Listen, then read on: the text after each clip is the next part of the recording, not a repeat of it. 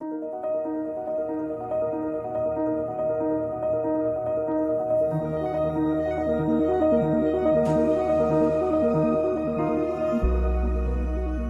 are three settlers in Millwood that are probably the most pivotal in our history.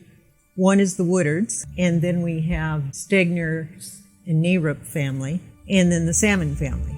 The Woodards were important in getting the railroad to come through where the railroad is located in Millwood. They named the railroad station there Woodard Station. So it's the original name of this area was Woodard Station. In about 1903, the Coeur d'Alene Spokane Railroad Company decided it was going to put an electric rail line between Spokane and Coeur d'Alene.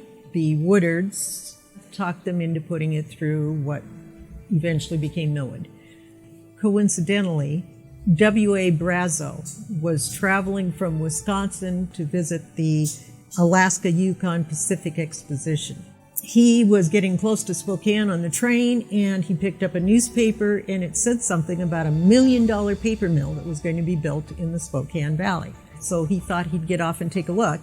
And then the original paper mill just never happened. It fell apart. So he went back and talked to his company, the Nakusa Edwards Paper Company in Wisconsin, and talked them into putting a paper mill here.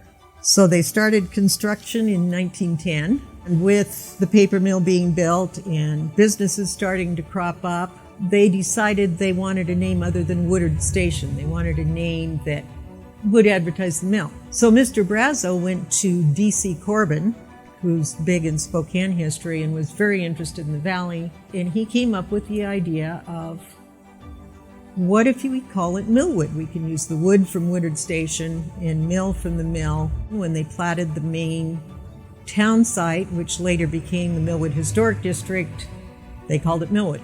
But there was this problem of you had this big business, but there wasn't much of any place for people to live.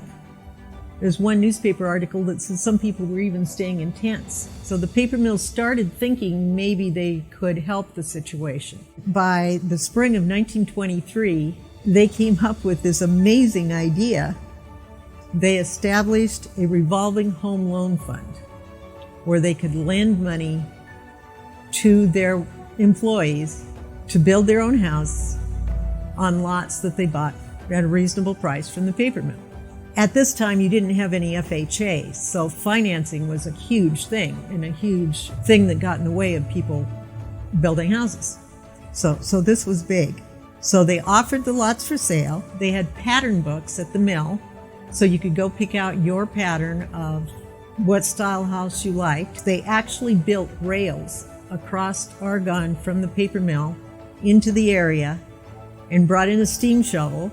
They used the steam shovel to dig basements and to put in the water and sewer. That first year, 1923, 9 homes were built. At least 7 more were built in 1926, and then there was a last group built in 1928. And that's the majority of the homes that are in what is now the National Historic Register District.